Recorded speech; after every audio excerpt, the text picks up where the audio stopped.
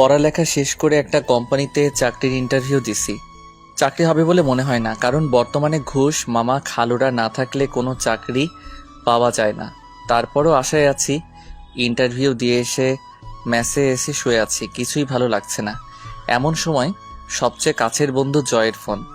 ঘুম ঘুম চোখে ফোনটা রিসিভ করলাম। কিরে, কই তুই? কেন, কি হয়েছে? কিছু না, আমরা যেখানে প্রতিদিন বসে আড্ডা দিই সেখানে চলে আয়। আচ্ছা, তুই একটু অপেক্ষা কর, আমি আসছি। তারপর ফ্রেশ হয়ে রওনা দিলাম। যেতে যেতে বরং আপনাদের আমার পরিচয়টা দিয়ে যাক। আমি হলাম অভ্র। দুনিয়াতে আপন বলতে কেউ নেই। আর যার সাথে ফোনে কথা বলছিলাম সে হলো আমার কলেজ জীবনের বন্ধু জয়। এখন আপন বলতে সেই আমার কাছের লোক। আপনাদের সাথে কথা বলতে বলতে আমার গন্তব্যে পৌঁছে গেলাম। কিরে, এত জরুরি তলব, কি হয়েছে? তেমন কিছু না। তা তো চাকরির ইন্টারভিউর কি খবর? চাকরিটা কি হবে? তুই তো জানিস বর্তমান এত সহজে চাকরি পাওয়া যায় না। তারপরও তারা বলছে 2 দিন পর জানাবে। আরে তুই কোনো টেনশন করিস না, দেখিস চাকরিটা ঠিক হয়ে যাবে। তাই যেন হয়। তারপর জয়ের সাথে আড্ডা দিয়ে রাতে ম্যাচে ফিরলাম। 2 দিন পর দুপুরবেলায় ম্যাচে শুয়ে আছি, এমন সময় ম্যাচের কেয়ারটেকার এসে একটা চিঠি দিয়ে গেল। চিঠিটা খুলতেই দেখলাম 2 দিন আগে যেই কোম্পানিতে চাকরির ইন্টারভিউ দিছিলাম চিঠিটা সেখান থেকে এসেছে। চিঠিটা পড়ে দেখলাম চাকরিটা হয়ে গেছে। আমি এটা দেখে সাথে সাথে জয়কে ফোন দিলাম। হ্যালো জয়, কোথায় তুই? কেন, কি হয়েছে? আরে ভাই, ফোনে বলা যাবে না, তুই তাড়াতাড়ি দেখা কর। আচ্ছা, আমি এখনই আসছি। তারপর জয় আসলো। এবার বল, কি এমন কথা যা ফোনে বললি না? আরে দোস্ত, তুই তো জানিস যে 2 দিন আগে আমি একটা চাকরির ইন্টারভিউ দিছিলাম। হ্যাঁ, তো কি হয়েছে? আজ সেই কোম্পানি থেকে চিঠি আসছে। তা চিঠিতে কি লেখা আছে? দোস্ত, চাকরিটা হয়ে গেছে। বলিস কি রে, তাড়াতাড়ি ট্রিট দে। আরে বোকা, শুধু কি ট্রিট? চল, আজ আমার পক্ষ থেকে তোকে ডিনার করাবো। তারপর ডিনার শেষে তাড়াতাড়ি চলে আসি, কারণ কাল সকালে আবার জীবনের নতুন একটা ধাপ শুরু হতে চলছে। মানে আমার চাকরি জীবনের শুরু। সকালে ঘুম থেকে উঠে তাড়াতাড়ি অফিসের জন্য তৈরি হয়ে রওনা দিলাম, যাতে প্রথম দিন যে করেই হোক দেরি না হয়। অফিসের লিফটে প্রবেশ করার সময় কিছু একটার সাথে ধাক্কা খেলাম, কিন্তু কিসের সাথে যে ধাক্কা খেলাম তা খেয়াল করি না। পরে এক টিমে বলে উঠল, এই যে মিস্টার, চোখে দেখেন না? জি, আমি না হয় চোখে দেখি না, ঠিক আছে। তা আপনার চোখ কি বাসায় রেখে আসছেন? কি বললেন আপনি? কেন, চোখের সাথে সাথে কি কানেও সমস্যা নাকি যে শুনতে পাননি? আপনার সাহস তো কম না, যাতা বলে যাচ্ছেন। যাতা কোথায় বললাম? ধুর, যত সব ফালতু। কথাটা বলে চলে গেল। আমিও লিফট থেকে নামতে যাব, তখনই এক ছেলে ডাক দিয়ে বলল, কি ভাই, নতুন মনে হচ্ছে? হ্যাঁ। ভাইয়ের ভাগ্যটা মনে হয় ভালো না। কেন ভাই, এমন করে বলছেন কেন? আপনি যে মেয়েটার সাথে এতক্ষণ কথা কাটাকাটি করলেন, আপনি জানেন সে কে? কেন, কে সে? এই অফিসের বসের একমাত্র মেয়ে। বলেন কি? তাহলে তো মনে হয় চাকরিটার হলো না। দেখেন কি আছে কপালে। লোকটার কথা শুনে মনটা খারাপ হয়ে গেল। নিজেকে মারতে ইচ্ছে করছে। কি দরকার ছিল মেয়েটার সাথে কথা কাটাকাটি করার? একটু সরি বললেও তো সব ঠিক হয়ে যেত। এসব কথা ভাবতে ভাবতে বসের কেবিনের দিকে যেতে লাগলাম। কেবিনের সামনে গিয়ে ভয়ে ভয়ে দরজাটা খুলে বললাম, স্যার, আমি কি ভিতরে আসতে পারি? আসুন। তারপর আমি ভিতরে গিয়ে দেখি স্যারের মেয়েও ভিতরে বসে আছে। বসুন। আর তুমি তো নতুন, তাই না? জি স্যার। তা তোমার নামটা জানো কি? অভ্র। চেহারার সাথে নামটাও পুরাই জোকার। কথাটা বলে সে কেবিন থেকে বার হয়ে গেল। ও হচ্ছে আমার মেয়ে রিয়া। ওর কথাই কিছু মনে করো না বাবা, ও একটু এমনই। আসলে মা মরা মেয়েটা আমার আদর যত্নের কমতি রাখিনি, তাই কিছু বলি না। না স্যার, আমি কিছুই মনে করি নাই। মনে মনে আল্লাহকে অসংখ্য ধন্যবাদ দিলাম, কারণ রিয়া স্যারকে কিছুই বলে নাই। রিয়ার নামটা যেমন সুন্দর, রিয়া দেখতেও অনেক সুন্দর, শুধু একটু রাগী। তাহলে যাও, তাহলে আজ থেকে কাজে লেগে পড়ো। তারপর স্যারের কেবিন থেকে বের হয়ে গেলাম। ম্যানেজার সাহেব আমাকে একটা কেবিন দেখিয়ে দিলেন। আমি গিয়ে সেখানে বসলাম। এভাবে সময়টা খুব ভালোই কাটছিল। এই ভিতরে ম্যাচ চেঞ্জ করে এখন একটা ফ্ল্যাট বাসায় থাকি। একদিন স্যার আমাকে তার কেবিনে ডাকলেন। আমি কেবিনের দিকে যাচ্ছি আর ভাবছি হঠাৎ স্যার কি মনে করে ডাকলেন। এইসব কথাগুলো ভাবতে ভাবতে স্যারের কেবিনের সামনে চলে এসেছি। দরজার সামনে গিয়ে আমি বললাম, স্যার আসতে পারি? আরে অভ্র, আসো আসো, ভেতরে এসে বসো। ধন্যবাদ স্যার। আমাকে হঠাৎ করে ডাকলেন কেন স্যার? ও হ্যাঁ, এই নাও। আমার দিকে একটা কার্ড এগিয়ে দিয়ে, এটা কিসের কার্ড স্যার? এটা হচ্ছে আমার একমাত্র মেয়ে রিয়ার বিয়ের কার্ড। তাই অফিসের সবাইকে দাওয়াত দেওয়া হয়েছে, শুধু তুমি বাকি ছিলে। আমি কার্ডটা খুলে পড়তে লাগলাম। বিয়ের বাকি আর মাত্র 2 দিন। পড়া শেষ করে স্যারকে বিদায় জানিয়ে স্যারের কেবিন থেকে চলে আসি। তারপর নিজের কেবিনে এসে জয়কে ফোন দিলাম। রিং হচ্ছে তো হচ্ছে, ফোন রিসিভ করার কোনো কথাই নেই। হ্যালো, কিরে, ফোন ধরতে এত দেরি করলি কেন? একটু কাজে ব্যস্ত ছিলাম, এই আর কি। খুব কি ব্যস্ত নাকি? আরে না, বল তুই কেন ফোন দিলি? আজ বিকেলে একটু দেখা করিস। কেন রে, কিছু হয়েছে নাকি? না রে, তোর সাথে একটু কাজ আছে। আচ্ছা, তাহলে বিকেলে দেখা হচ্ছে। ওকে। বিকেলে জয়ের সাথে দেখা করতে গেলাম। কিরে, তোর আসতে এত দেরি হলো যে? আর বলিস না, রাস্তায় দিয়ে জ্যাম, তারপর আবার অফিস থেকে বের হতে একটু দেরি হয়ে গেছে। ও আচ্ছা, তাহলে বল তোর খবর কি? নতুন বাসায় যাওয়ার পর তো তোর সাথে দেখাই হয় না। এই তো চলছে কোনো রকম। ও শোন, তোকে যে জন্য ডেকেছি, বল শুনি। তোকে আমার সাথে এক জায়গায় যেতে হবে, তুই কিন্তু না বলতে পারবি না। তা না হয় যাওয়া যাবে, কিন্তু যাবিটা কোথায়? একটা বিয়েতে। কি, তুই আমাকে না জানিয়ে বিয়ে করছিস? আরে কি বলিস এসব? তোকে ছাড়া আমি এসব করব তুই ভাবলি কি করে? তাহলে কার বিয়েতে যাওয়ার কথা বলছিস? আরে স্যারের মেয়ের বিয়ে, তাই স্যার অফিসের সবাইকে দাওয়াত করছে। তা বিয়েটা কবে শুনি? এই তো 2 দিন পর। বুঝলাম। তা বিয়েতে কি উপহার দিবি, কিছু কি ভাবছিস? আরে সেই জন্যই তো তোকে আজ ডাকছি, না হলে তোকে বিয়ের দিন বলতাম। আচ্ছা, আমি ভেবে দেখি কি দেয়া যায়, আর তুইও ভাব কেমন। আচ্ছা, আজ তাহলে যাওয়া যাক। দেখতে দেখতে বিয়ের দিন চলে এলো। আমি আর জয় যথারীতিভাবে একটা ছোট উপহার নিয়ে বিয়ে বাড়িতে উপস্থিত হলাম। বাড়িটা অনেক সুন্দর করে সাজানো হয়েছে, কিন্তু আমরা যখন বাড়ির ভিতরে প্রবেশ করলাম তখন অনেকটা অবাক হলাম। আরে ভাই, অবাক না হয় কি কোনো উপায় আছে? একে তো বিয়ে বাড়ি, তারপরও চারপাশ কেমন নীরব হয়ে আছে। কিরে শালা, ভুল করে কোন বাড়িতে এসে পড়লাম নাকি? আমারও তো তাই মনে হচ্ছে। দাঁড়া, ঠিকানাটা আরেকবার ভালো করে দেখে নি। তাই দেখ তাড়াতাড়ি। না রে ভাই, ঠিকানা তো ঠিকই আছে। তাহলে মানুষজন সব কোথায়? চল একটু ভেতরে গিয়ে দেখি। তারপর আমরা দুইজনে আরেকটু ভিতরে যেতে কিছু মানুষ দেখতে পেলাম। সবাই যেন নীরব হয়ে আছে, কারো মুখে কোনো কথা নাই। আমি আমার একজন কলিগকে জিজ্ঞাসা করলাম, কি হয়েছে ভাই, সবাই এমন নীরব কেন? কি আর হবে, স্যারের মেয়ে যার সাথে বিয়ে হওয়ার কথা ছিল তারা নাকি এখন আর আসবে না। আসবে না মানে? তারা এমনটা কি করে করতে পারে? তারা নাকি স্যারের সাথে ব্যবসায়িক শত্রুতার জন্য এমনটা করেছে, শুধুমাত্র প্রতিশোধ নেওয়ার জন্য। এ তো পুরো বাংলা ছায়াছবির মতো কাহিনী। কি বলিস তুই এসব?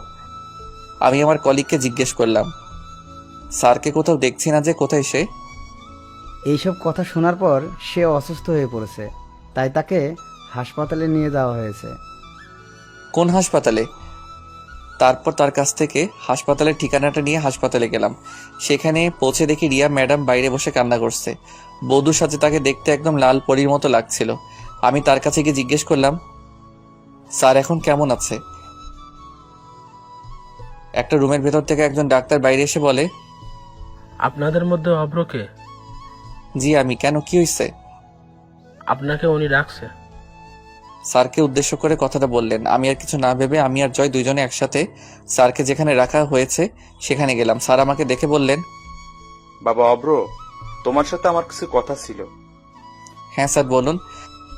অভ্র, এতক্ষণে তো সব ঘটনাই শুনতে পারছো, তা বাবা তুমি আমার একটা কথা রাখবে? স্যার কি কথা, আপনি আমায় বলুন, আমি অবশ্যই আপনার কথা রাখার চেষ্টা করব। আসলে তোমাকে যে কথাটা কিভাবে বলি ঠিক বুঝে উঠতে পারছি না। কথাটা তুমি কিভাবে নিবে তা আমি জানি না, তবে স্যার আপনি বলুন। অভ্র, তোমার যদি কোনো সমস্যা না থাকে তুমি তাহলে আমার মেয়েকে বিয়ে করো, অফিসের বস হিসেবে না, একজন বাবা হিসেবে তোমাকে আমি এই কথাটা বলছি। কোনো কথাই বের হচ্ছে না। আসলে স্যারের কথা শুনে আমি কি উত্তর দিব তা আমি বুঝতে পারছি না। স্যার আমার চুপ করে থাকতে দেখে আবারও বললেন, বাবা, এভাবে চুপ করে থেকো না, তুমি একটু ওকে বোঝাও। জয়কে উদ্দেশ্য করে বলল কথাটা। জয় আমাকে একপাশে গিয়ে বলল, দেখ ভাই, তুই তো স্যারের কথাটা মেনে নে। সে এত করে রিকোয়েস্ট করছে, তুই আর না করিস না। আর বিয়ে আজ না হয় কাল তো করতেই হবে, তাই না? তুই তো আমার কোনো কথাই অমান্য করিস না, তাই এই কথাটাও রাখ। কি রে, এত কি ভাবছিস? হ্যাঁ বলে দে। আমি তোমাকে হাত জোর করছি বাবা, তুমি আমাকে ফিরিয়ে দিও না প্লিজ। এ কি করছেন স্যার? আপনি আমার গুরুজন, আপনার কথায় আমি রাজি, কিন্তু কিন্তু কি? রিয়া ম্যাডাম কি রাজি হবে? ও, তুমি চিন্তা করো না, আমার কথা ও কখনো অমান্য করবে না। তারপর স্যার রিয়া ম্যাডামকে ভেতরে ডাকলেন। রিয়া ম্যাডাম তার চোখ মুছতে মুছতে ভেতরে আসলেন। তারপর স্যার তাকে বললেন, রিয়ামা, আমার একটা কথা রাখবি? কি কথা বাবা, বলো। তোমার সব কথাই আমি রাখবো। মারে, তুই অভ্রকে বিয়ে কর। দেখ মা, আমার মান সম্মান এখন সব তোর উপর, তুই আর না করিস না, তুই রাজি হয়ে যা। বাবা, তুমি যা ভালো বুঝো তাই করো তাহলে।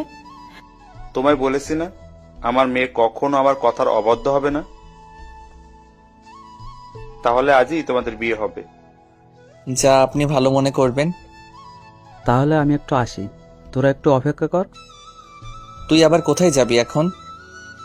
বারে, তোর বিয়ে, তোর ভাবিকে একটু জানাতে হবে না? এই কথা বলে বাইরে চলে গেল জয়। চলো তাহলে বাসায় যাওয়া যাক। আমাদের দুইজনের উদ্দেশ্য করে বলল কথাটা। কিন্তু তোমার শরীর তো ভালো নেই। না রে মা, তোর বিয়ে হলে আমার শরীর এমনিতে ঠিক হয়ে যাবে।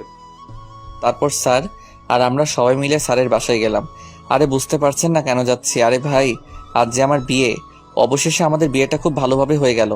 এখন আমি বাসর ঘরে বাইরে জয়ের সাথে দাঁড়িয়ে আছি। জয় আমাকে জোর করে বাসর ঘরে ঢুকিয়ে দিল। আমি ঘরে প্রবেশ করে দেখি রিয়া ম্যাডাম বিছানায় বসে আছে। আমি আস্তে করে দরজাটা লাগিয়ে ঘুরে দেখি রিয়া ম্যাডাম আমার সামনে দাঁড়িয়ে আছে। আমি তাকে আমার সামনে দেখে কিছুটা ঘাবড়ে যাই। আমি ভাবছিলাম সে হয়তোবা আমাকে সালাম করার জন্য খাট থেকে নেমে আসছে, কিন্তু আমার ধারণাকে ভুল প্রমাণ করে সে আমাকে যা বলল তা শোনার জন্য আমি মোটেও প্রস্তুত ছিলাম না। এই যে, আপনি আমাকে বিয়ে করলেন কেন? চুপ করে আছি, কি বলবো ঠিক বুঝে উঠতে পারছি না।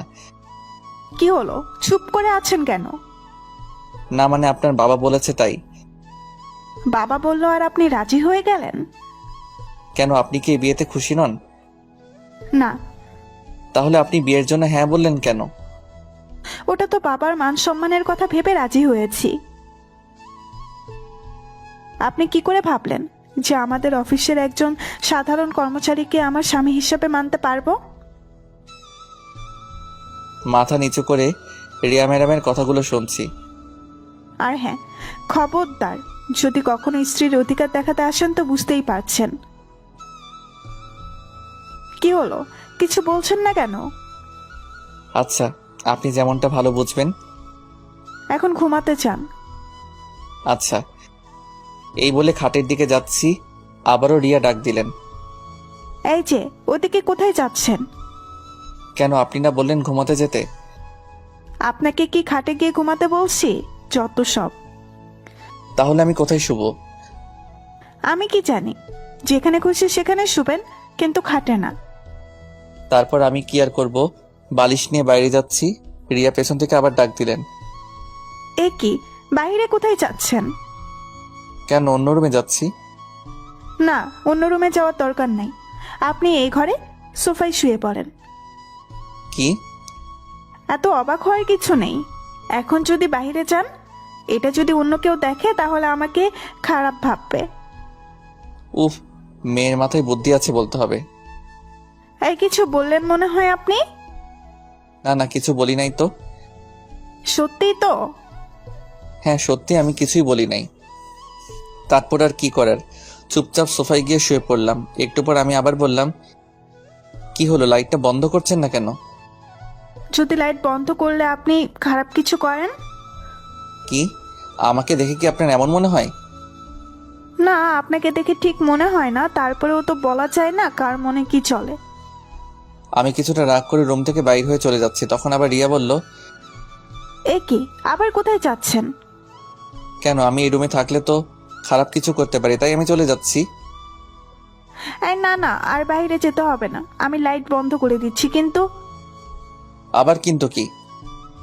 তাহলে ড্রিম লাইটটা জ্বালিয়ে রাখি। ওকে রাখেন। দূর, মেজাজটাই খারাপ করে দিল। তারপর সে লাইটটা বন্ধ করলো ঠিকই, কিন্তু ডিম লাইটটা জ্বালিয়ে রাখছে। আমি আর কিছু না বলে ঘুমানোর চেষ্টা করছি, কিন্তু কিছুতেই ঘুম আসছে না। আপনারই বলুন, সোফায় শুলে কারো ঘুম আসে? তারপরও চেষ্টা করছি। কতই না স্বপ্ন ছিল আজকের এই দিনটাকে নিয়ে। ভেবেছিলাম বাসর ঘর কতই না সুন্দর হয়, আর আজ দেখছি রিয়ার দিকে তাকিয়ে দেখে সে ঘুমিয়ে গেছে। তার মুখটা দেখতে একদম নিষ্পাপ বাচ্চাদের মতো লাগছিল। যতই ওর দিকে তাকিয়ে থাকছি ততই ওর মায়ায় পড়ে যাচ্ছি। ওর মুখের দিকে তাকিয়ে থাকতে থাকতে কখন যে ঘুমাই গেছি মনে নাই। সকালের দিকে শরীরে পানি পড়ছে। আমি ভাবলাম হয়তোবা স্বপ্নের মধ্যে বৃষ্টি পড়ছে, তাই সেদিকে কোনো খেয়ালই দেই নাই। একটু পর যখন আবার পানি দিল তখন বুঝলাম না এটা কোনো স্বপ্ন না কে যেন আমার গায়ে পানি ঢেলে দিচ্ছে। গুম গুম চোখে তাকিয়ে দেখি রিয়া কোমরে হাত দিয়ে দাঁড়িয়ে আছে। তাকে দেখতে তখন খুব সুন্দর লাগছিল, এমনিতেও সুন্দর, তারপর আবার শাড়ি পরেছে। একটু পর রিয়ার কথাই বাস্তবে ফিরে আসলাম। কি হলো, এভাবে তাকিয়ে কি দেখছেন? তোমায় দেখছিলাম। কি? না মানে এত সকালে এই শীতের ভিতর শরীরে পানি দিলেন কেন? এত সকাল মানে ঘড়ির দিকে তাকিয়ে দেখেন একবার। এই রে, এ তো অনেক দেরি হয়ে গেছে রে। যাও তাড়াতাড়ি খাবারের ব্যবস্থা করো, আমার খুব ক্ষুধা লাগছে। যান তাহলে ওইদিকে রান্না করেন গিয়ে। কি, আমি রান্না করব মানে? তাহলে কে রান্না করবে? আমি রান্না করতে পারি না, আপনি গিয়ে রান্না করেন তাড়াতাড়ি। কি, মেয়ে মানুষ হয়ে রান্না করতে পারেন না? দেখুন, এসব কথা শুনতে চাই না, যান গিয়ে রান্না করেন। এই ছিল কপালে? এই কথাটা বলে রান্না করতেই রান্নাঘরের দিকে যাচ্ছি রান্না করার জন্য। আসলে আগে একা থাকতাম, তাই একটু একটু রান্না করতে পারি। রান্না শেষ করে আমি যখন আসলাম, এসে তো আমি তখন পুরাই অবাক। আমার অবাক হওয়ার কারণ হচ্ছে, আমি যখন রান্নাঘর থেকে বের হলাম তখন দেখি রিয়া টেবিলে বসে বসে খাবার খাচ্ছে। আমি তার কাছে গিয়ে তাকে বললাম, আপনি খাবার কোথায় পেলেন? কোনো কিছু না বলে শুধু খাবার খাই। কি হলো, কিছু বলছেন না কেন? ভাবি এসেছে খাবার নিয়ে। ভাবি মানে কার ভাবি? আমাদের কথার মাঝে জয়ের বউ মানে আমার ভাবি এসে হাজির। তিনি এসে আমাকে বললেন, কি দেবর, বউকে একদিনের ভেতর আমাকে ভুলে গেলে? না মানে। থাক, আর মানে মানে করতে হবে না, যাও তুমিও খেতে বসো।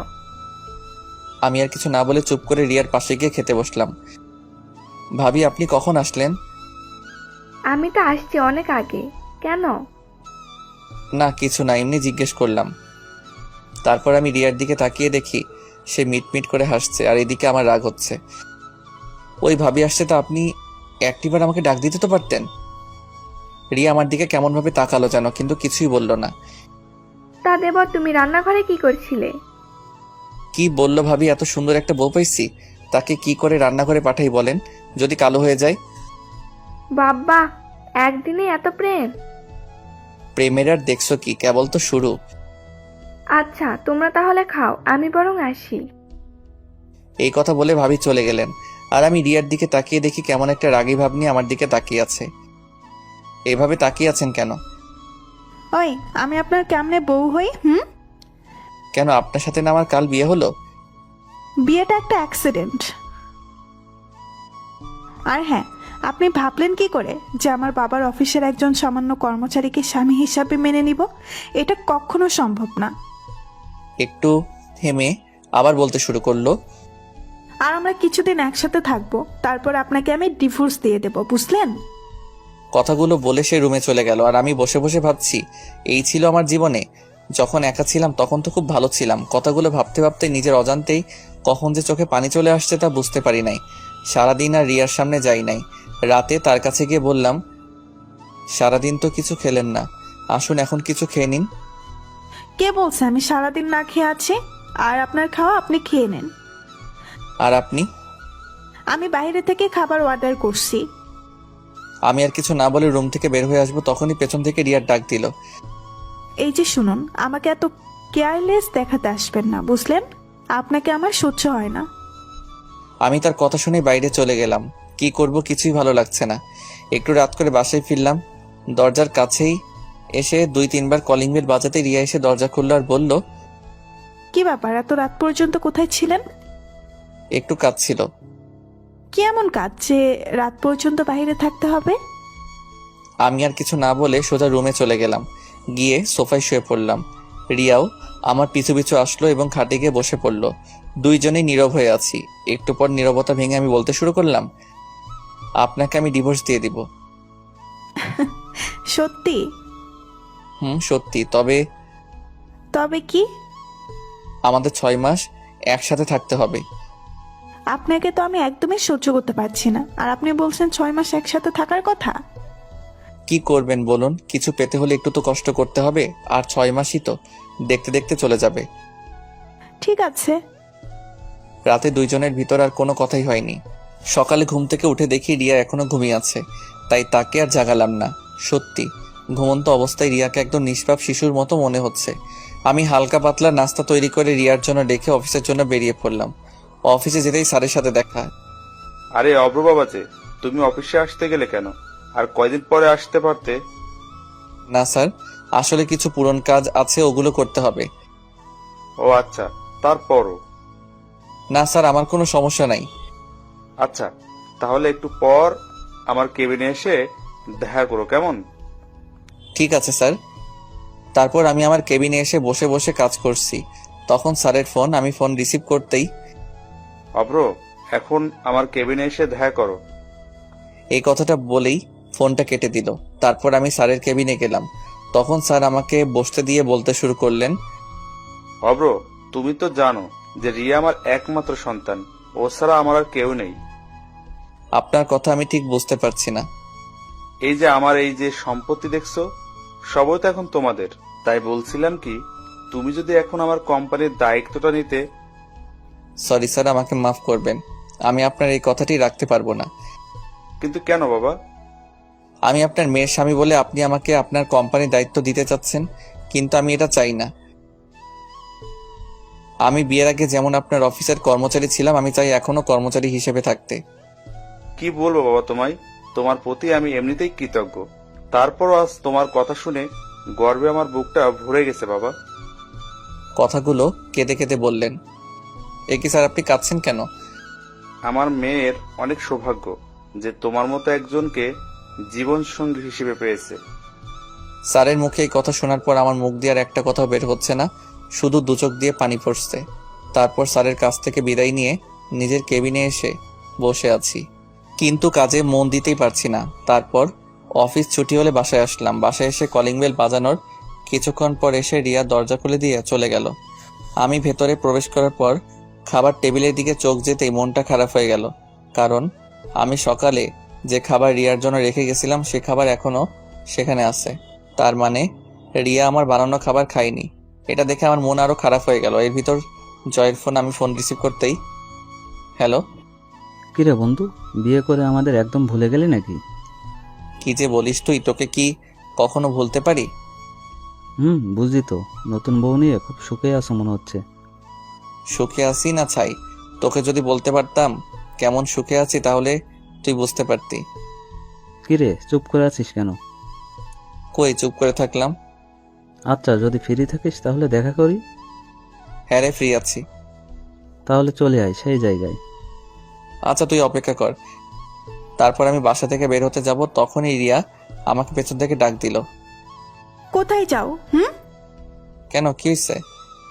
না কিছু হয়নি, কিন্তু তুমি রাত করে বাড়ি আসবে, এতে আমার ঘুমের অসুবিধা হয়। আপনাকে জেগে থাকতে হবে না, আপনি বরং ঘুমিয়ে থাকবেন। তাহলে দরজা খুলবে কে? আমার কাছে দরজার আলাদা চাবি আছে, আপনি দরজায় তালা দিয়ে শুয়ে থাকবেন, সমস্যা নাই। ঠিক আছে। জানি না তোমাকে কিভাবে এতদিন সহ্য করব। এই কথাটা বলে রিয়া চলে গেল, আর আমিও বাসা থেকে বের হয়ে জয়ের কাছে গেলাম। কিরে আসতে এত দেরি করলি কেন? এই তো জ্যাম ছিল। ও আচ্ছা, তাহলে বল কেমন উপভোগ করছিস বিবাহিত জীবন? আরে বিবাহিত জীবন আর শুরু করলাম কোথায়, মাত্র তো 2 দিন হলো। তোর ভাগ্যটা অনেক ভালো, এত বড় লোকের মেয়ে তোর ঘরের বউ। বন্ধু, তার বলতে হবে না। মনের ভিতর কষ্ট রেখে মুখে একটা হাসি দিয়ে কথাটা বললাম। শোন, তোকে যে জন্য ডাকা হয়েছে, বল তাহলে। মানে আমাদের ভার্সিটির কিছু বন্ধু বান্ধব তোর বউকে দেখতে চাইছে। আমি বলেছি তোর কাছে শুনে তাদের জানাবো। জয়ের কথাটা শুনে চিন্তায় পড়ে গেলাম, কি করে রিয়াকে কথাটা বলি। সে তো কিছুতেই রাজি হতে চাইবে না, আর জয়কে বা না করি কিভাবে। কি হলো, চুপ করে আছিস কেন? কোনো সমস্যা? না, কোনো সমস্যা নাই। আমি বরং বাসায় গিয়ে তোকে ফোন করে জানাবো এই বিষয়ে। আচ্ছা ঠিক আছে। জয় আর আমি আরো কিছু কথা বলে যে যার বাসায় চলে আসলাম। বাসায় এসে দরজা খুলে ভেতরে প্রবেশ করলাম। রুমে গিয়ে দেখি রিয়া ঘুমিয়ে আছে। ঘুমিয়ে থাকা অবস্থায় তাকে দেখতে অনেক সুন্দর লাগছে। রাতে আর তাকে ঘুম থেকে ডাকলাম না, আমি সোফায় গিয়ে শুয়ে পড়লাম। সকালে ঘুম থেকে উঠে যথারীতিভাবে আমি রিয়ার জন্য নাস্তা বানিয়ে টেবিলে রেখে অফিসের উদ্দেশ্যে ঘর থেকে বের হয়ে আসি। রিয়া তখনও ঘুমিয়ে আছে। অফিসে এসে কাজ করছি আর মনের ভিতর শুধু একটা কথাই ঘুরপাক খাচ্ছে, কি করে রিয়াকে বলি যে আমার সকল বন্ধুরা তাকে দেখতে চাইছে। ও তো আমাকেই সহ্য করতে পারে না, আর আমার সাথে কথা বলার সময় এমনিতেই রেগে কথা বলে। অফিস ছুটির পর বাসায় এসে সোফায় বসে বসে ভাবছি, রিয়াকে কি এখন কথাটা বলবো? দূর, যা আছে কপালে বলে দেই। আপনার সাথে একটা কথা ছিল। রিয়া টিভি দেখছিল, আমার কথা শুনে আমার দিকে মুখ ঘুরিয়ে বলল, আপনাকে তো আমার ভালোই লাগে না, আর কথা আর কি শুনবো। তারপরেও বলুন, কি বলতে চান? না মানে আমার কিছু বন্ধুরা আপনাকে দেখতে চেয়েছে। কেন আমাকে দেখতে চেয়েছেন কেন? আপনি আমার বউ না, তাই দেখতে চাইছে। ওই, আমি আপনার বউ হই? হ্যাঁ, আপনাকে বলছে আমি আপনাকে স্বামী হিসেবে মানি না, তাহলে আমি আপনার বউ হই কি করে? যত দ্রুত সম্ভব আমাকে ডিভোর্স দিয়ে দিবেন, বুঝলেন?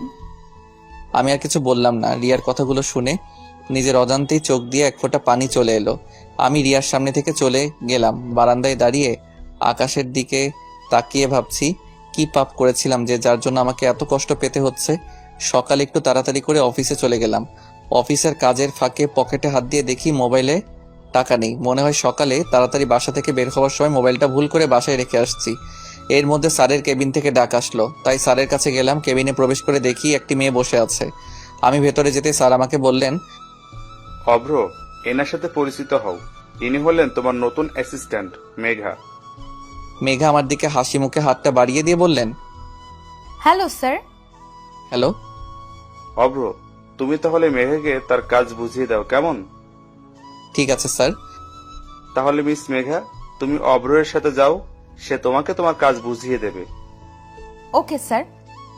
তারপর আমি স্যারের কাছ থেকে বিদায় নিয়ে আমার কেবিনে চলে আসলাম, আর আমার পেছনে পেছনে মেঘাও আসলো। তারপর মেঘা আমাকে বলল, স্যার বলুন আমাকে কি করতে হবে? আপনার প্রথম কাজ হলো আমাকে স্যার বলা বাদ দিতে হবে। তাহলে আপনাকে কি বলে ডাকবো? আপনি আমাকে প্রয়োজন হলে নাম ধরে ডাকবেন, তবু স্যার বলবে না, আমার ভালো লাগে না। ডাকতে পারি, কিন্তু একটা শর্তে। কি শর্ত? আপনিও আমাকে আমার নাম ধরে ডাকবেন, আর আমাকে আপনি করে বলতে পারবেন না। আচ্ছা ঠিক আছে, এখন কাজের কথায় আসা যাক। ঠিক আছে। ওই যে কেবিনটা দেখছেন, ওটা এখন থেকে আপনার কেবিন। বাহ, ভালো তো, আপনার পাশে থাকা যাবে। কি বললেন? না কিছু না। তাহলে এখন আপনি আপনার কাজে যান। আবার আপনি করে বলছেন? আচ্ছা সরি, কেমন? যাও, তুমি তোমার কাজে যাও। এবার হয়েছে? হ্যাঁ। তারপর আমি আমার কাজ করতে লাগলাম। অফিস ছুটি হলে আমি রিক্সার জন্য বাইরে দাঁড়িয়ে আছি। তখনই মেঘা আসলো। মেঘা এসে বলল, কি ব্যাপার, তুমি এখনো এখানে দাঁড়িয়ে কেন? রিক্সার জন্য দাঁড়িয়ে আছি। ও আচ্ছা, তা তোমার বাসা কোথায়? কেন? না মানে যদি কিছু মনে না করো, আমি তোমাকে তোমার বাসায় পৌঁছে দিতে পারি। আরে তুমি যাও, আমি ঠিকই রিক্সা পেয়ে যাব। আরে আসো তো। অনেকটা জোর করে আমাকে তার সাথে রিক্সায় তুলে নিল। আমিও রিক্সায় উঠে তার থেকে একটু দূরে বসার চেষ্টা করছি, যেন তার শরীরের সাথে টাচ না লাগে। আমার এই কাজ দেখে মেঘা বলল, আপনার কি কোনো সমস্যা আছে? কই না তো। তাহলে এত দূরে সরে বসে আছেন কেন? না ঠিক আছে, আমার কোনো সমস্যা হচ্ছে না। কিন্তু আমার সমস্যা হচ্ছে। কি সমস্যা? তুমি যেখানে বসে আছো, যদি একটু ঝাঁকি লাগে তুমি তো পড়ে যাবে। তখন তো রাস্তার মানুষ ভাববে আমি তোমাকে ধাক্কা দিয়ে ফেলে দিছি। কি হলো, আমার দিকে এগিয়ে বসুন। তারপর আর কি করার, বাধ্য হয়ে তার দিকে এগিয়ে বসা লাগলো। এই মামা, রিক্সা থামাও। কেন রিক্সা থামাতে বলছো? কারণ আমার বাসার কাছে চলে আসছি। ও আচ্ছা, তাহলে বাই, কাল আবার দেখা হবে। এই কথা বলে মেঘা চলে গেল, আর আমি বাসার দিকে যাচ্ছি। বাসায় গিয়ে আমি যা দেখলাম তা দেখে তো আমি পুরাই অবাক। আপনারা হয়তোবা ভাবছেন আমি অবাক হলাম কেন, তাহলে শুনুন আপনাদের বলি। আমি বাসার ভিতর প্রবেশ করতে দেখে আমার সকল বন্ধুরা আমার বাসায় আসছে। এর মধ্যে জয় এসে বলে, কিরে, কেমন সারপ্রাইজ দিলাম? তোরা কখন আসলি? আমরা আসছি তো অনেক আগে। আমি মনে মনে ভাবছি, না জানি রিয়া কি করে, ও তো মনে হয় অনেক রেগে আছে। এখন এদের সামনে ওকে ম্যানেজ করি কিভাবে?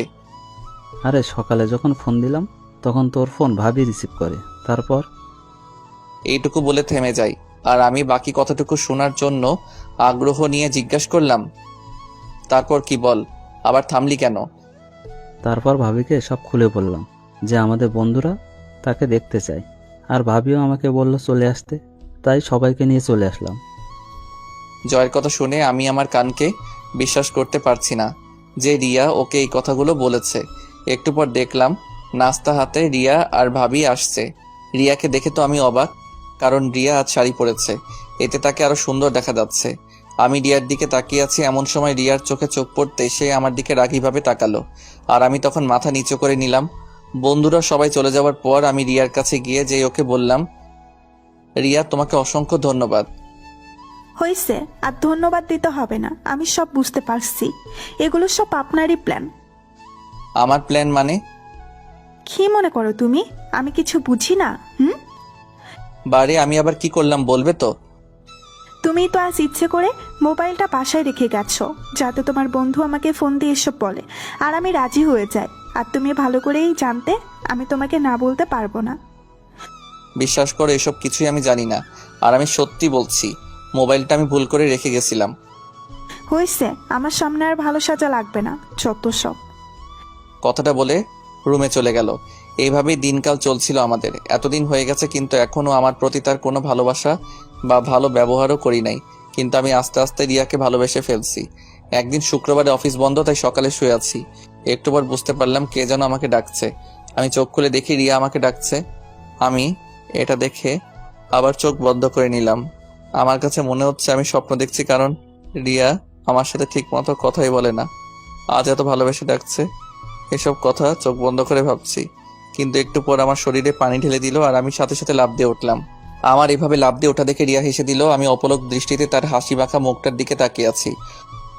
এই যে মিস্টার, শুক্রবার বলে ঘুমিয়ে থাকলে চলবে? যাও এখনই ফ্রেশ হয়ে এসো, আমি নাস্তা তৈরি করছি। ওর কথাগুলো যেন আমার বিশ্বাসই হচ্ছে না। কি হলো, এভাবে তাকিয়ে কি দেখছো? মনে হয় আমাকে আজই প্রথম দেখছো। উফ, যাও তো, খুব ক্ষুধা লাগছে, তাড়াতাড়ি ফ্রেশ হয়ে আসো। আমার দিকে তোয়ালেটা দিয়ে কথাটা বলে সে রান্নাঘরে চলে গেল। আমি ভাবছি আজ রিয়ার আবার কি হলো, নাকি আমি কোনো স্বপ্ন দেখছি? না, এটা তো কোনো স্বপ্ন না, যা ঘটছে সবই তো আমার সাথে ঘটছে। আমার তো বিশ্বাসই হচ্ছে না। তারপর আমি ফ্রেশ হয়ে বাইরে আসতে দেখি রিয়ার বাবা, মানে আমার স্যার, সোফায় বসে আছে। এবার আমি সবকিছু বুঝতে পারছি কেন রিয়া আমার সাথে আজ কেন এত ভালো ব্যবহার করছে। তারপর সবাই বসে একসাথে নাস্তা করছি। এমন সময় স্যার বললেন, তা বাবা অব্র, তুমি সোফায় কেন শুয়েছিলে? কি বলবো স্যার, আপনি যদি সত্যিটা শুনেন তাহলে বুঝতেন আমি কেন সোফায় শুয়েছিলাম। কি হলো বাবা, চুপ করে আছো কেন? আমার চুপ করে থাকতে দেখে রিয়া বলল, বাবা, ও কি বলবে? আমি বলছি কেন ও সোফায় শুয়েছিল। না জানি এখন আবার কোন সত্যটা বলবে কে জানে। বাবা জানো, তোমার জামাই খুব খারাপ। কেন রে, ও আবার কি করলো? কি করেনি তাই বলো? আমি কাল রাতে বললাম আমাকে যেন আজ ঘুরতে নিয়ে যায়, কিন্তু ও কিছুতেই রাজি হলো না। তার এক কথা, আমাকে ঘুরতে নিয়ে যেতে পারবে না, তাই আমি তাকে শাস্তি হিসাবে সোফায় শুতে দিচ্ছি। হায় হায়, মাইয়া কয় কে, তো দেখি মিথ্যা বলায় পটু। আমি অবাক দৃষ্টিতে রিয়ার দিকে তাকিয়ে আছি। না অব্র, তুমি কিন্তু কাজটা একদম ঠিক করনি। না স্যার, আসলে না, আমি আর কিছুই শুনতে চাই না। আমি চাই তোমরা দুজনে আজ কোথাও থেকে ঘুরে আসো। ঠিক আছে। কি, এখনো রাজি হলে কেন? আমার দিকে তাকিয়ে একটা মুচকি হাসি দিয়ে কথাটা বলল। তাহলে তোমরা বরং আমার গাড়িটা নিয়ে যাও, কেমন? সরি স্যার, মাফ করবেন, আমি আপনার গাড়ি নিয়ে ঘুরতে যেতে পারবো না। কেন গাড়ি নিতে পারবে না? কারণ আমি চাই না যে আমার স্ত্রীকে তার বাবার টাকায় ঘোরাতে। আমার নিজের যতটুকু সামর্থ্য আছে তাই দিয়ে আমি তার সব ইচ্ছা পূরণ করার চেষ্টা করব। অব্র, তোমাকে যতই দেখছি ততই অবাক হচ্ছি আমি। বাবা, ও কিন্তু তোমাকে অপমান করছে। না রে মা, ও তো ঠিক কথাই বলেছে। না বাবা। পুরো কথা বলতে না দিয়ে স্যারের ফোন আসলো, তাই তিনি ফোনে কথা বলছেন। কথা বলা শেষ করে স্যার তাকে বললেন, আমি এখন যাই মা, একটু কাজ আছে। আসি বাবা অব্র, ভালো থেকো তোমরা। তারপর স্যার চলে গেলেন। আর রিয়া আমার কাছে এসে, তুমি আমার বাবাকে অপমান করলে কোন সাহসে? আমি তাকে কোনো অপমান করি নাই। তুমি তো বলবেই ছোট লোক কোথাকার, একটা গাড়ি কেনার ক্ষমতা নাই। আর তাছাড়া তুই কোনোদিন এই গাড়িতে উঠেছিস বলে মনে হয় না। আর তুই কিনা আমার বাবার মুখের উপরে না বলে দিলি। রিয়া, তুমি কিন্তু একটু বেশি বুঝছো। আমি কিন্তু তাকে কোনো অপমান করে কথাগুলো বলি নাই। তুই অপমানের কি বুঝিস? হ্যাঁ, তোর মা বাবাকে যদি কেউ বলতো তাহলে তুই বুঝতি অপমান কাকে বলে। রিয়া আমার, তুমি কিন্তু কিন্তু কি? ও, আমি তো ভুলেই গেছিলাম, তোর তো মা বাবারই ঠিক নাই। রিয়া, জোরে চিৎকার করে উঠে রিয়াকে চড় মারলাম। কি করবো, রাগটাকে আর কন্ট্রোল করতে পারলাম না। কি শুরু করছো? কিছু বলছি না বলে তখন থেকে বাজে কথা বলে যাচ্ছ। নিজেকে কি মনে করো? হ্যাঁ। দেখলাম রিয়ার কোনো কথাই বলছে না, তার দুই চোখ বেয়ে পানি পড়ছে এবং আর কিছু না বলে সোজা রুমে গিয়ে দরজা লাগিয়ে দিছে। তারপর আমিও তাকে কিছু না বলে বাইরে চলে গেলাম। তারপর যখন মাথা একটু ঠান্ডা হলো তখন ভাবতে লাগলাম রিয়া আবার খারাপ কিছু করে না বসে। তাই আমি তাড়াতাড়ি বাসায় গেলাম। বাসার ভেতরে ঢুকে দেখি রুমের দরজা বন্ধ এবং ভিতর থেকে কান্নার আওয়াজ শোনা যাচ্ছে। তার মানে রিয়া এখনো কান্না করছে। আমি দরজায় শব্দ করলাম, সাথে সাথে কান্নার আওয়াজ থেমে গেল, কিন্তু দরজা খুলল না। বুঝতে পারলাম সে আমার প্রতি রাগ করে আছে। আমি কয়েকবার ডাকার একটু পর দরজা খোলার শব্দ শুনতে পেলাম। আমি রিয়ার দিকে তাকাতেই সে আবার খাটে গিয়ে শুয়ে পড়লো। তারপর আমি তার কাছে গিয়ে বললাম, আই এম সরি। আসলে তখন ওভাবে তোমার গায়ে হাত তোলা আমার একদম উচিত হয়নি। প্লিজ তুমি আমাকে মাফ করে দাও। তুমি কেন মাপ চাচ্ছ? মাপ তো আমার চাওয়া উচিত। আসলে ভুলটা তো আমার ছিল, তুমি বরং আমাকে মাফ করে দাও। প্লিজ তুমি মাফ চেও না। তারপরেও তুমি আমাকে মাফ করে দাও প্লিজ। আচ্ছা যাও, মাফ করে দিলাম। কিন্তু ম্যাম, আপনি কি আমায় মাফ করছেন? হ্যাঁ, করেছি। না, রিয়ার এই হাসি দেখে ওর প্রেমে পড়ে গেলাম। মেয়েটা হাসলে আসলে অনেক সুন্দর দেখা যায়। তারপর আমি ঘুমাতে গেলাম। শুয়ে শুয়ে ভাবছি রিয়া আমার সাথে এই প্রথম হেসে কথা বলল। এমন করে যদি প্রত্যেক দিন ও কথা বলতো, কিন্তু কি হবে, এভাবে হেসে কথা বলে আর তো কিছুদিন পর ওর সাথে আমার ডিভোর্স হয়ে যাবে। এই কথাটা ভেবেই মনটা খারাপ হয়ে গেল। সকালে ঘুম থেকে উঠে রিয়ার দিকে তাকিয়ে দেখি ওর মুখটা একদম লাল হয়ে আছে। কাল রাতের চরের দাগ এখন স্পষ্ট বোঝা যাচ্ছে। ওর মুখে দাগ দেখে নিজের প্রতি খুব রাগ হলো। ইচ্ছা করছে ওর মুখটা আলতো করে ছুঁয়ে দেই, কিন্তু তা করা যাবে না। যদি ওর মুখে হাত দেওয়ার সময়ও জেগে যায় তাহলে তো খুব রেগে যাবে। এই রে, অফিসে দেরি হয়ে যাচ্ছে, এখন আর নাস্তা বানানোর সময় নাই, তাই তৈরি হয়ে বেরিয়ে পড়লাম। আমি আমার কেবিনে বসে কাজ করছি, এমন সময় মেঘা এসে, আসতে পারি? আরে তোমরা আসার জন্য আবার পারমিশন লাগে নাকি, আসো। এরপর মেঘা ভিতরে এসে আমায় বলে, চলুন বাইরে যাই। এখন বাইরে? হ্যাঁ। না, আপনি যান, আমার কাজ আছে। তাহলে চলুন অফিসের ক্যান্টিন থেকে ঘুরে আসি। তা যাওয়া যায়। আমারও সকালে তাড়াতাড়ি কারণে নাস্তা করা হয় নাই। আমি জানি তো। তুমি কি করে জানো? আপনার মুখ দেখেই বোঝা যাচ্ছে। ও তাই নাকি? এত কথা না বলে চলো তো। তারপর আমি আর মেঘা দুইজনে নাস্তা করতে চলে গেলাম। নাস্তা করার এক পর্যায়ে মেঘা বলল, আচ্ছা অভ্র, আমি দেখতে কেমন? কি হলো, বলছো না যে? কি বলবো? উফ, যা জানতে চাইছে তাই বলো। সত্যি কথা বলতে তুমি দেখতে খুবই সুন্দর। সত্যি? আরে হ্যাঁ। নাস্তা শেষে আমি আবার আমার কাজ করছি। অফিস ছুটি হওয়ার পর আমি সোজা আমার বাসায় চলে আসি। কলিং বেল দিতেই বরাবরের মতো রিয়া এসে দরজা খুলে দিয়ে চলে গেল। তারপর আমি ফ্রেশ হয়ে বাইরে বের হতেই রিয়া আমার দিকে অগ্নি দৃষ্টিতে তাকিয়ে আছে। আর তার এইভাবে তাকিয়ে থাকা দেখে আমি মনে মনে ভাবতে লাগলাম, আমি তো আজ এমন কোনো কাজ করি নাই যে রিয়া আমার প্রতি এভাবে রেগে থাকবে। তারপরও আমি ভয়ে ভয়ে জিজ্ঞাসা করলাম, ওভাবে আমার দিকে তাকিয়ে আছো কেন? কেন তাকিয়ে আছি তুমি বুঝতে পারছো না? না। বাসায় যে তুমি ছাড়া অন্য একজন মানুষ থাকে তুমি জানো না? অন্য কে থাকে আবার? কি, অন্য কেউ থাকে না? তাহলে আমি কে? বারে, তুমি অন্য একজন হবে কেন? এটা তো তোমারও বাসা, তাই না? তুমি তো আমাকে অন্য একজন মনে করো। আমি যে এই বাসাতে থাকি সেটাও তুমি ভুলে গেছো? কি বলছো এসব তুমি? ঠিকই তো বলছি। তাহলে তুমি আমার জন্য সকালে নাস্তা দিয়ে যাওনি কেন? তুমি জানো না আমি রান্না করতে পারি না? তুমি তো বাইরে থেকে খাবার নিয়ে আসো, তাই আমি। তাহলে এর আগে যে নাস্তা বানিয়ে রেখে যেতে সেগুলো কার জন্য রেখে যেতে? চুপ করে দাঁড়িয়ে না থেকে খাবারের ব্যবস্থা করো। সকাল থেকে কিছুই খাই নাই, আমার খুব ক্ষুধা লাগছে। কি বলো তুমি এসব? সকাল থেকে কেন না খেয়ে আছো? তোমার প্রতি রাগ করে, তাই ভাবলাম যতক্ষণ না তুমি রান্না না করছো ততক্ষণ পর্যন্ত আমি কিচ্ছু খাবো না। আমার প্রতি কেন রাগ করে না খেয়ে থাকবে? না, তোমাকে বুঝতে হবে না। কেন কেন? যাও, তোমাকে আমার জন্য রান্না করতে হবে না, খাবো না আমি।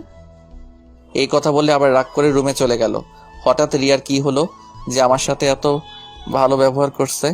মনে হয় ও ভেবেছে আর তো মাত্র কটা দিন আছে আমার সাথে থাকবে, তাই হয়তো আমার প্রতি দয়া দেখাচ্ছে।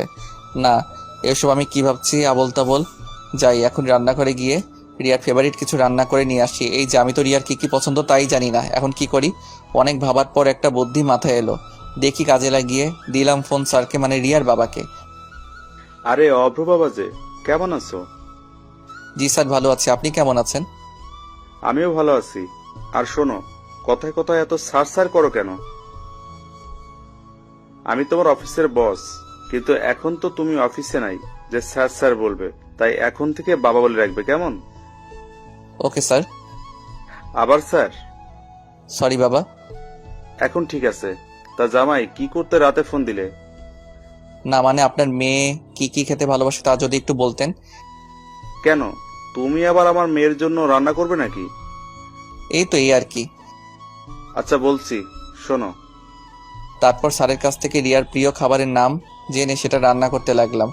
জানি না কতটুকু ভালো হবে। রান্না শেষ করে টেবিলে সবকিছু সাজিয়ে রেখে রিয়াকে ডাকতে গেলাম। রিয়া, রান্না শেষ করে তাড়াতাড়ি খেতে আসো। আমি খাবো না। প্লিজ রাগ করো না, এসো খাবার খেয়ে নাও। বললাম না আমি খাবো না। আর তুমি এখান থেকে যাও তো, বিরক্ত করো না। আচ্ছা ঠিক আছে, তোমাকে আর বিরক্ত করব না। এই কথা বলে যেই অন্যদিকে ঘুরবো তখনই দরজা খুলে রিয়া চলে আসলো। তারপর আমার সাথে কোনো কথা না বলে সোজা খাবার টেবিলে গিয়ে বসে পড়লো। আর আমি তাকে খাবার বেড়ে দিয়ে বললাম, এই নাও তোমার প্রিয় খাবার। ওয়াও, এটা যে আমার প্রিয় তুমি জানলে কি করে? সেটা জেনে কি করবে, তুমি বরং খেয়ে দেখো কেমন হয়েছে। তারপর রিয়া খাবার মুখে দিয়ে আমার দিকে রাগীভাবে তাকালো। এটা দেখে আমি বুঝতে পারলাম খাবার বেশি ভালো হয়নি। এই খাবার তুমি বানিয়েছো? হ্যাঁ। সত্যি বলছো তো? আমি জানি বেশি ভালো হয় নাই। এই কথাটা বলে মাথা নিচু করে আছি, তখনই রিয়া জোরে জোরে হাসি দিয়ে বলে, আরে বোকা, কে বলছে খারাপ হয়েছে? খাবারটা অনেক অনেক ভালো হয়েছে, মনে হচ্ছে পুরো রেস্টুরেন্ট থেকে আনা। সত্যি বলছো? একদম সত্যি বলছি, তুমি নিজেই খেয়ে দেখো। না, তুমি খাও তারপর আমি খাবো। না, তা হবে না, আমরা একসাথে খাবো। তারপর আর কি করার, একসাথে খাওয়া শেষ করে ঘুমাতে গেলাম। ঘুম থেকে উঠে রিয়ার দিকে তাকিয়ে আসছি, কেন জানি না ওর দিকে তাকিয়ে থাকতে আমার খুব ভালো লাগছে। তারপর অফিসে চলে আসলাম। আজ একটু কাজ কম, তাই বিকালে ছুটি দিয়ে দিল। অফিস থেকে বের হতে মেঘা এসে বলে, আজ তো তাড়াতাড়ি ছুটি হয়ে গেল, চলুন কোথাও বসে চা বা কফি খাওয়া যাক। এই বিকালে মন্দ হয় না। তারপর আমি আর মেঘা একটা কফি শপে আসলাম। কফি শপে ভিতরে গিয়ে বসতে দেখি আমার সামনে টেবিলে রিয়া আর কিছু মেয়ে, মনে হয় রিয়ার বন্ধু হবে। তারপর মেঘা বলল, তোমার জন্য কি অর্ডার করব? যেটা তোমার ভালো লাগে সেটাই অর্ডার করো। আমি আর চোখে রিয়ার দিকে তাকিয়ে দেখি রিয়া বারবার আমার দিকে তাকাচ্ছে এবং আমার সাথে মেয়েটাকে তাকে দেখার চেষ্টা করছে, কিন্তু পারছে না, কারণ মেঘা মুখোমুখি হয়ে বসেছিল। কফি চলে এলো, আমি আর মেঘা কফি খাচ্ছি আর গল্প করছি। আমি এমনভাবে আছি যে আমি রিয়াকে দেখি নাই। আমি একবার রিয়ার চোখের দিকে তাকিয়ে দেখি সে পুরো রেগে গজগজ করছে। আমাদের কফি খাওয়া শেষ হলে আমরা চলে যাওয়ার জন্য বাইরে এলাম। আমি বুঝতে পারছি আমার পেছন পেছন রিয়াও আসছে। আমি সেটা দেখে মেঘাকে বললাম, মেঘা চলো ওদিকটাই যাই, ওখানে একটা সুন্দর পার্ক আছে। চলো তাহলে। তারপর দুইজনে একটা রিকশায় চড়ে রিয়ার সামনে দিয়ে চলে গেলাম। ঘোরা শেষ হলে রাতে বাসায় ফিরলাম। বাসায় এসে দেখি দরজাটা আগে থেকেই খোলা, তাই আমি ভেতরে প্রবেশ করি। একটু পর রিয়া আমার কাছে এসে বলে, কোথায় ছিলে এত সময়? কোথায় থাকবো, আবার অফিস ছিলাম। তোমার অফিস তো অনেক আগেই ছুটি হয়ে গেছে, এত সময় কোথায় ছিলে? বন্ধুদের সাথে ছিলাম। ও আচ্ছা, তা মেয়েটা কে শুনি? কোন মেয়ে? এই যে যার সাথে কফি শপে এত হাসাহাসি করে কথা বলছো। তুমি জানলে কিভাবে যে আমি কার সাথে বসেছিলাম? তা আমি দেখেছি তোমাদের দুজনকে। তাই নাকি?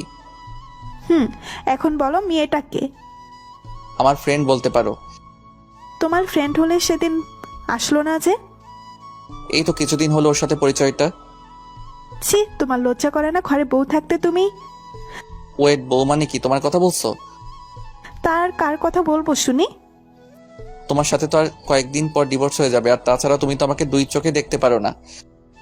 দেখলাম রিয়া আমার কথাগুলো শুনে কিছুটা চুপ হয়ে গেল, তারপর আবার বলল, ডিভোর্স তো এখনো হয়নি, যতদিন না হয় ততদিন তো আমিই তোমার বউ। কথাটা বলার সময় দেখলাম ওর চোখের কোণে পানি। তবে কি রিয়াও আমাকে ভালোবাসতে শুরু করেছে? কথাটা ভেবেই নিজের অজান্তে মুখে হাসি ফুটে উঠল।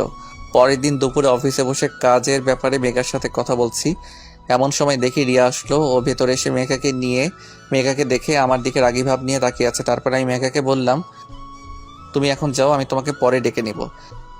মেঘা চলে যাওয়ার পর আমি রিয়াকে বললাম, তুমি হঠাৎ এখানে?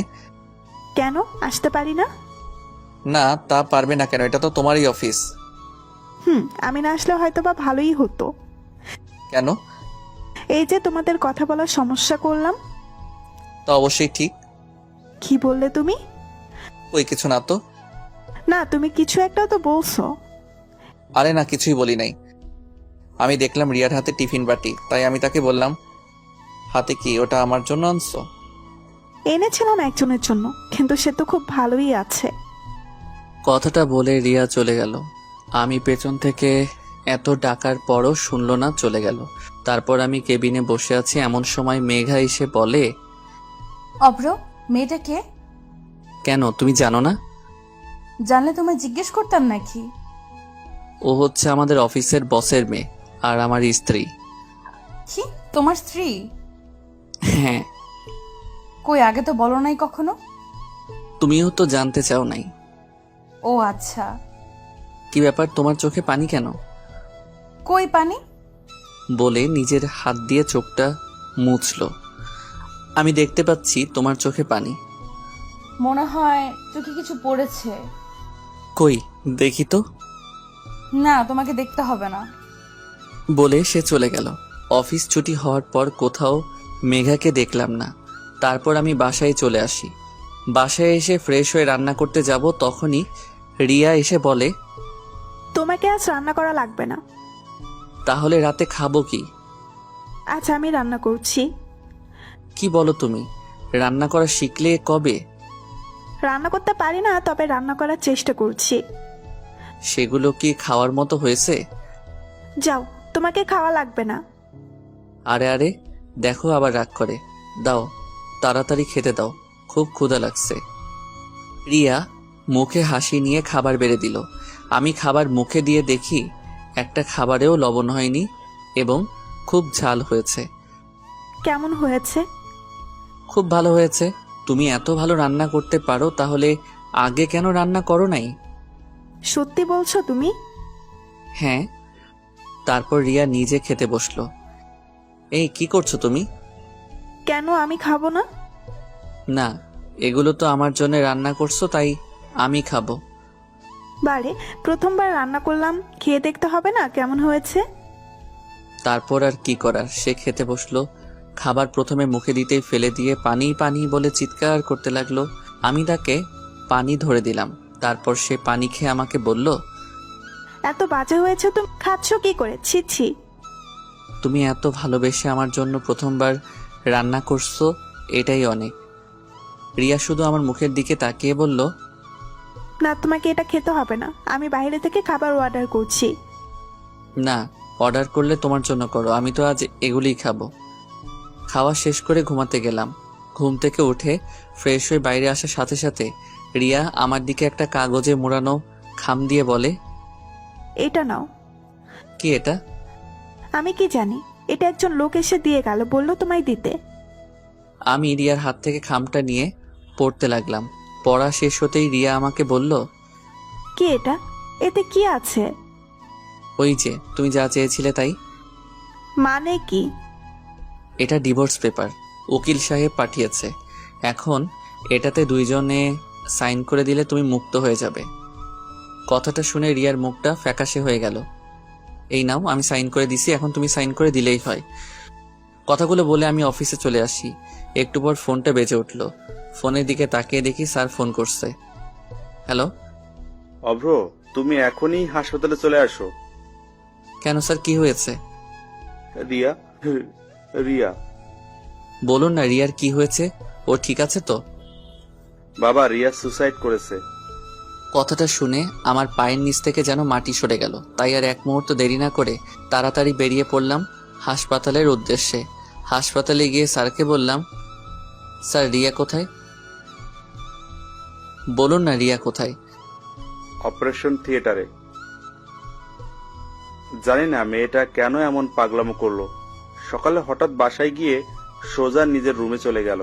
আমি পেছন থেকে ডাকার পর একটি বারও আমার ডাক শুনলো না। পরে আমি ঘরে গিয়ে দেখি সে বিষ খেয়েছে। কথাটা বলে কান্না করতে লাগলো। তারপর আবার বলল, তোমার সাথে কিছু হয়েছে? আসলে পুরো কথাটা আর বলতে পারলাম না। এর মধ্যে ডাক্তার চলে এলো।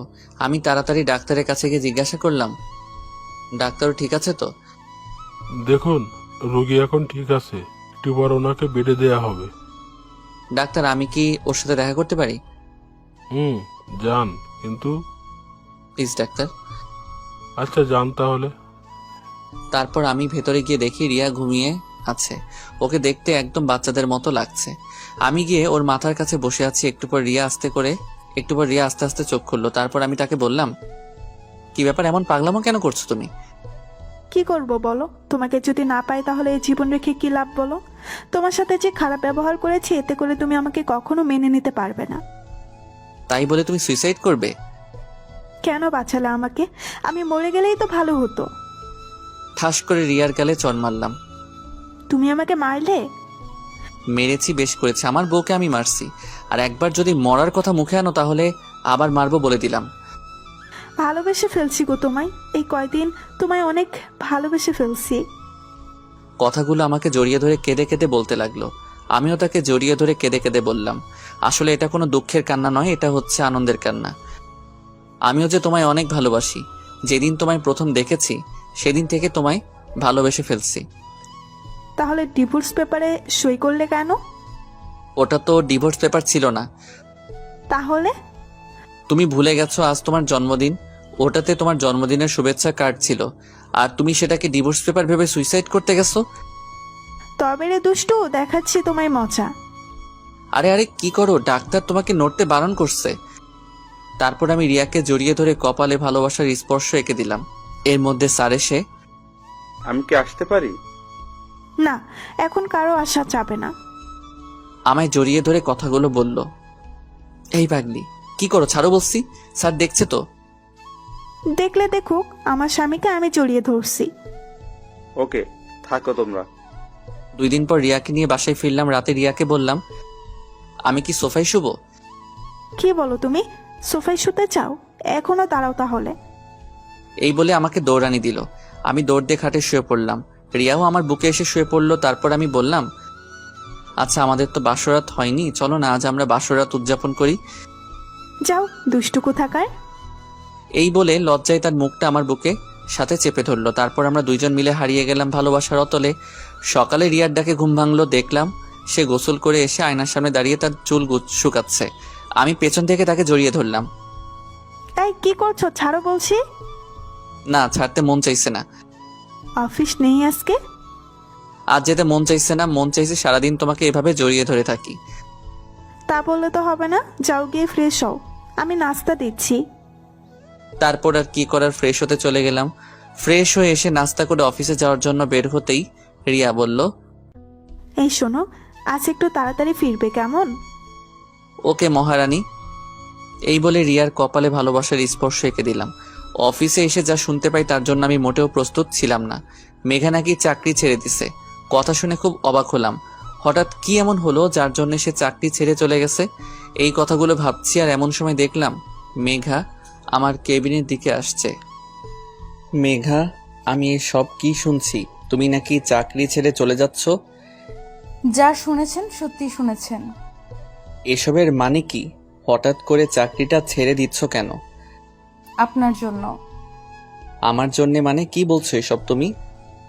জানেন আমার বাবাকে? আমি কি করে তোমার বাবাকে চিনবো? আমি তো তাকে দেখি নাই।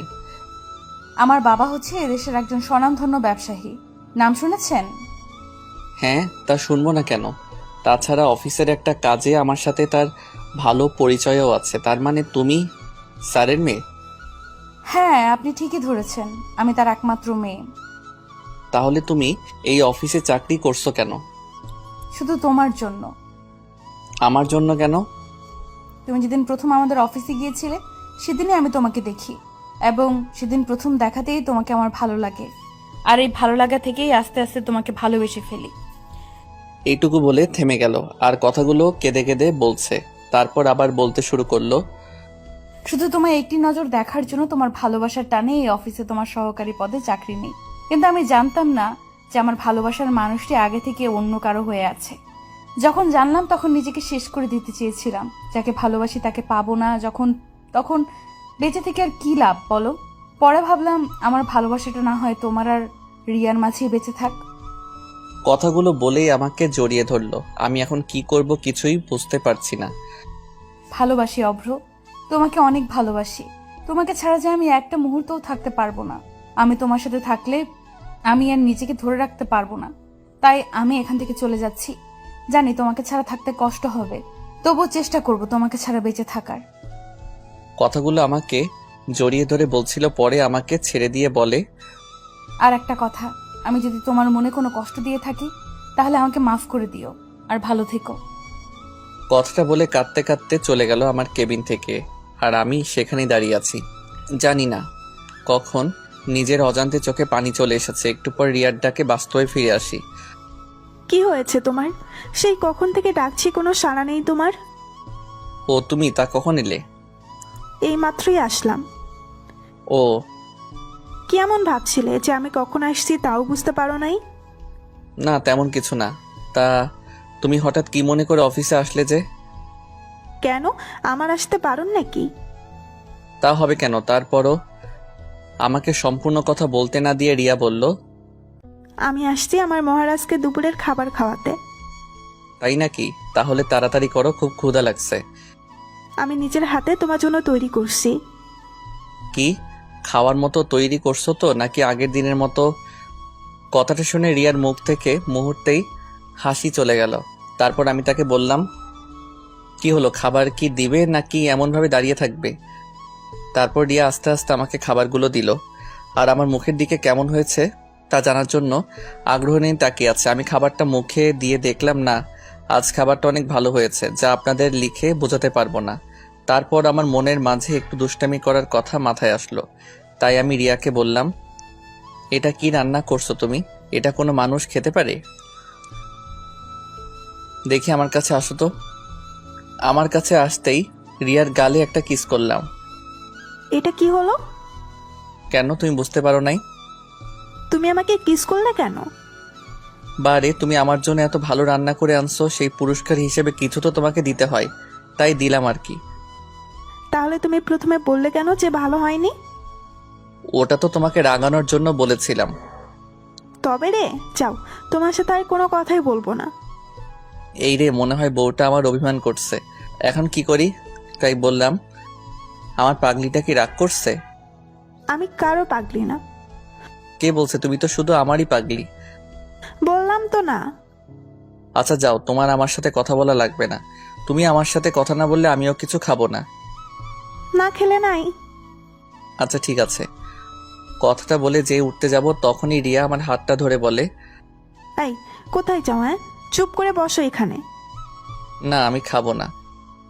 তুই খাবি না তো তোর শ্বশুর খাবে। ভালো তো, তাহলে তাকেই ডেকে এনে খাওয়াও। আমাদের কথার মাঝে রিয়ার বাবা মানে স্যার এসে হাজির। কাকে ডেকে আনার কথা বলা বলি হচ্ছে?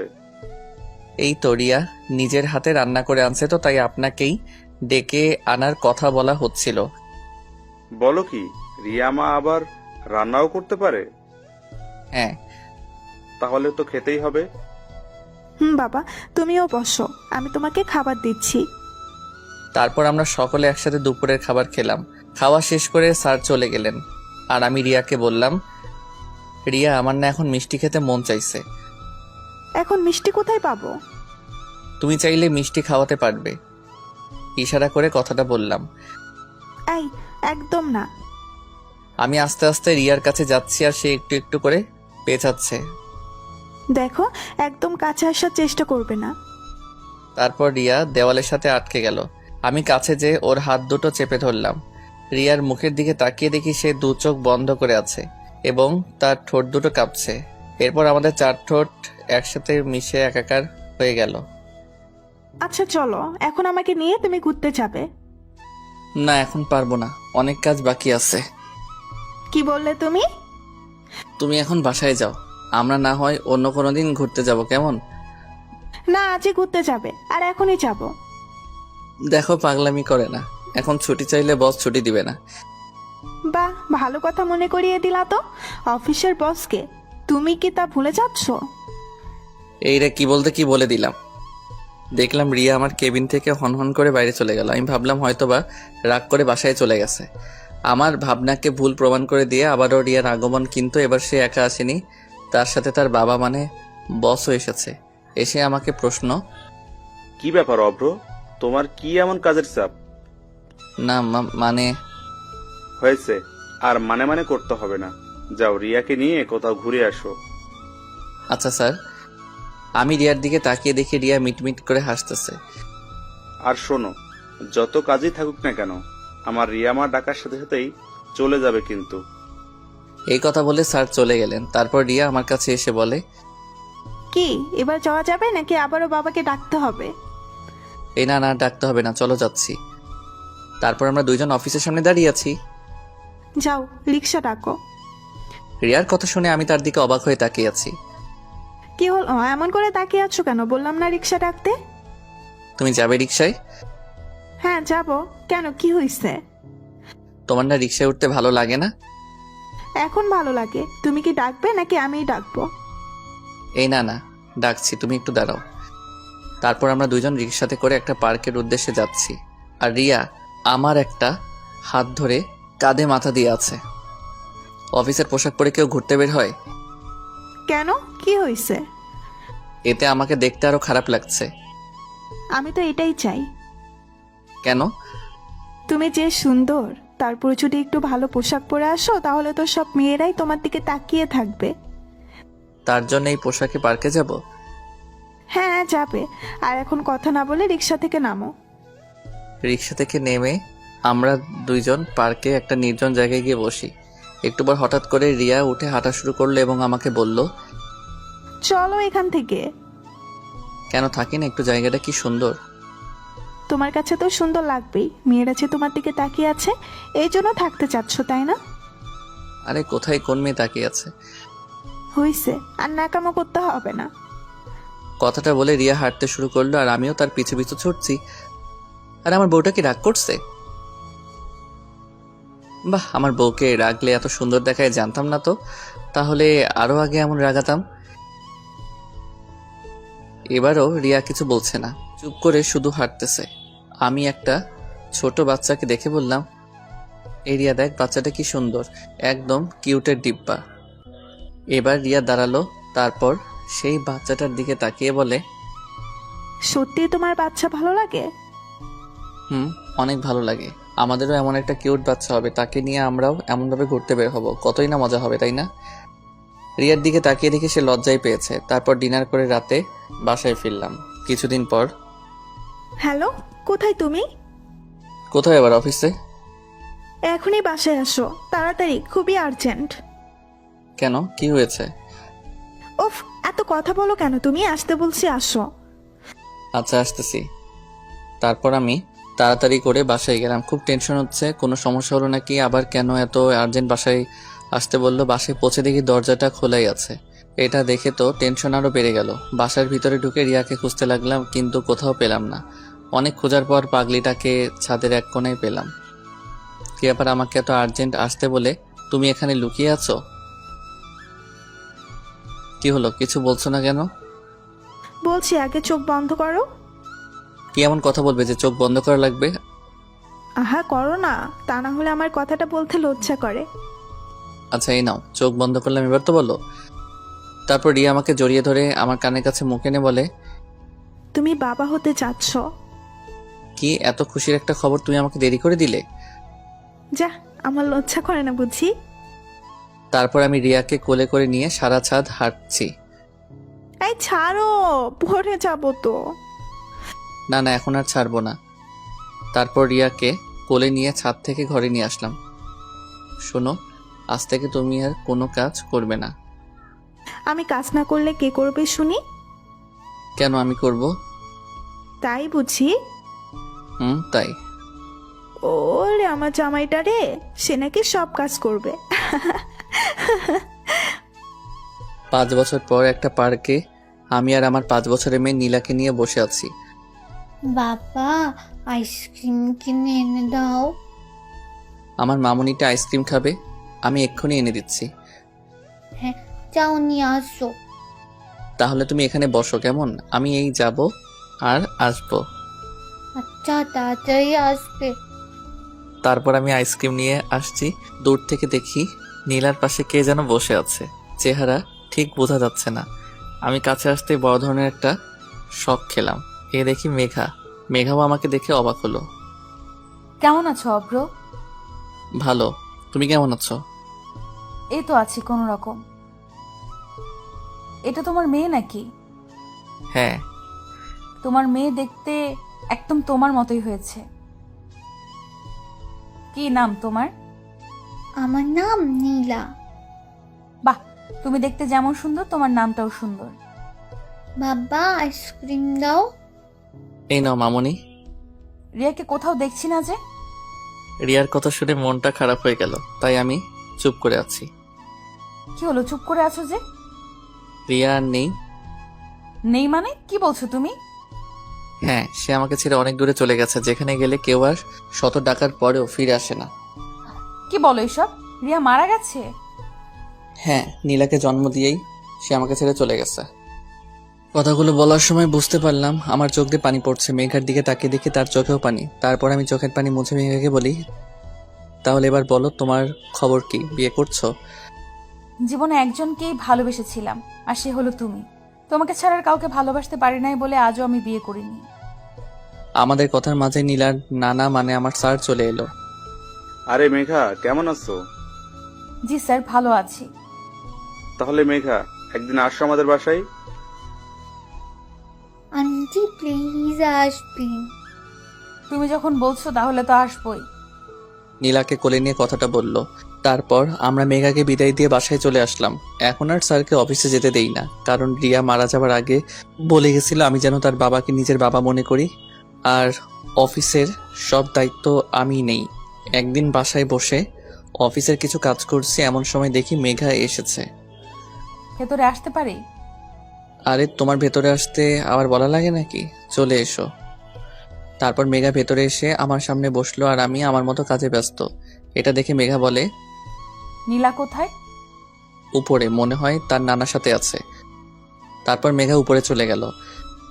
আমি কি নানা নাতির খেলার মাঝে আসতে পারি? আরে মেঘা, কখন এলে? এই তো কিছুক্ষণ আগে।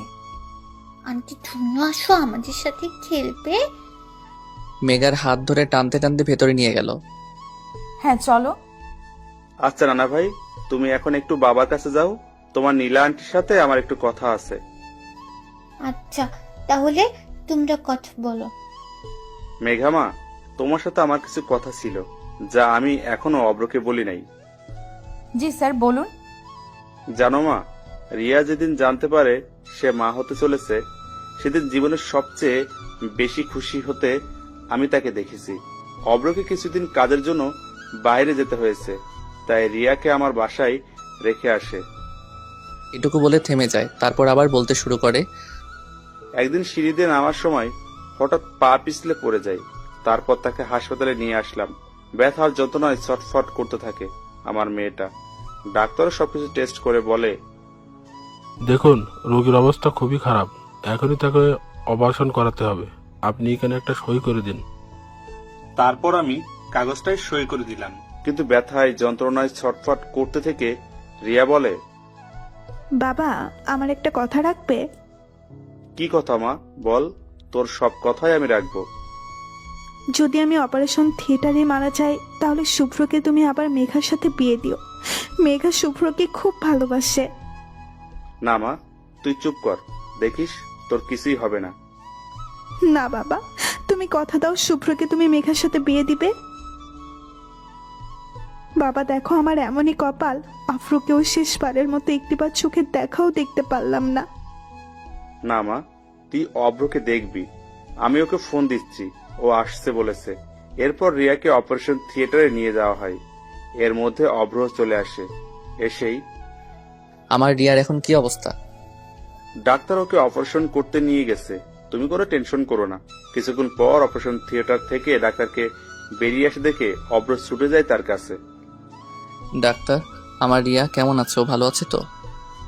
আপনার মেয়ে সন্তান হয়েছে, কিন্তু আমরা অনেক চেষ্টা করেছি, তারপরেও আপনার স্ত্রীকে বাঁচাতে পারিনি। ডাক্তারের মুখে এই কথা শুনে অভ্র নিচে বসে পড়ে, আর আমার যে পুরো পৃথিবীটা উল্টে যায়। আমি অভ্রকে ধরে নিয়ে রিয়ার লাশের পাশে নিয়ে গেলাম। আমার থেকে বেশি কেঁদেছিল ও। তারপর রিয়ার দাফনের কাজ সম্পূর্ণ করা হলো। কি বলবো মা, অভ্রকে আমি ওদিন সবচেয়ে বেশি দুর্বল হতে দেখেছি। আমার থেকে বেশি দুর্বল হয়ে পড়েছিল সে। এখন তুমি বলো মা, তুমি কি আমার রিয়ার শেষ ইচ্ছাটা পূরণ করবে? হ্যাঁ আমি করব, আমার যে ওর ইচ্ছা পূরণ করতেই হবে। এভাবে মেঘা প্রতিদিন অভ্রের বাসায় আসে, আর এই কয়েকদিনে নীলার সাথে তার খুব ভালো সম্পর্ক হয়ে যায়। আচ্ছা নীলা, আমি যদি তোমার মা হই তাহলে কেমন হয়? সত্যি তুমি আমার মা হবে? কি মজা, কি মজা! তাহলে তোমাকে আমি মামুনি বলে ডাকবো। হ্যাঁ ডাকো। মামুনি। এই কথা বলে মেঘাকে জড়িয়ে ধরে।